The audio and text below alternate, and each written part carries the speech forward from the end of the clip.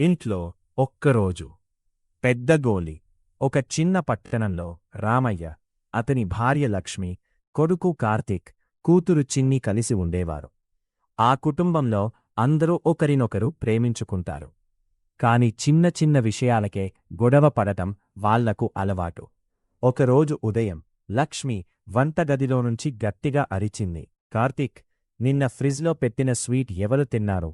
కార్తీక్ నిద్రలోనే, అమ్మా, నేను కాదు. చిన్ని వెంటనే, అమ్మా, అన్నయ్యే తిన్నాడు. రాత్రి 2 గంటలకు కిచెన్లో తిరుగుతున్నాడు. కార్తీక్ కోపంగా, నువ్వు నిద్రపోతున్నావు కదా, మరి నేను ఎప్పుడు స్వీట్ తిన్నానో నీకు ఎలా తెలుసు? చిన్ని నవ్వుతూ, నాకు నిద్రలో కూడా అన్నయ్య చేసే పనులు తెలుస్తాయి. అంతలో రామయ్య వచ్చి, ఏమైంది? ఉదయం నుంచే పార్లమెంట్ సమావేశం పెట్టారా? అందరూ నవ్వారు. లక్ష్మి, మీ కొడుకు స్వీట్ మొత్తం తినేశాడు. రామయ్య కార్తీక్ వైపు చూసి, నిజం చెప్పు. కార్తీక్, నాన్న, ఒక్కటి మాత్రమే తిన్నాను. చిన్ని, ఒక్కటా? ప్లేట్లో 6 ఉన్నాయి. కార్తీక్, మిగతా 5 ఎవరు తిన్నారో నాకు తెలియదు.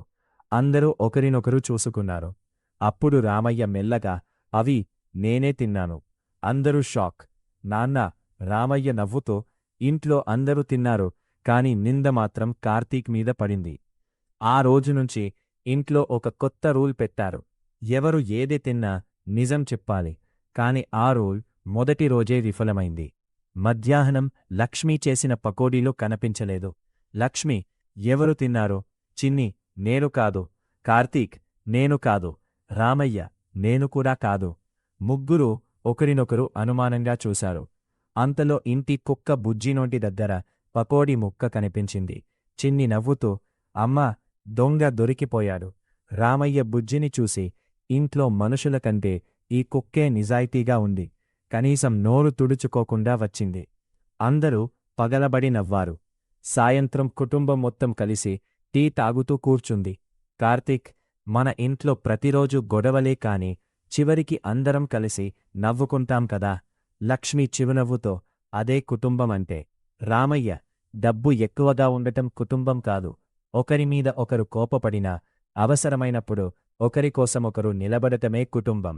చిన్ని, అయితే రేపటినుంచి స్వీట్లు దాచకుండా అందరికీ సమానంగా పెట్టాలి. రామయ్య వెంటనే, అది మాత్రం కుదరదు. నీ అన్నయ్య ముందే తినేస్తాడు. అందరూ మళ్లీ నవ్వారు. కథ ముగింపు.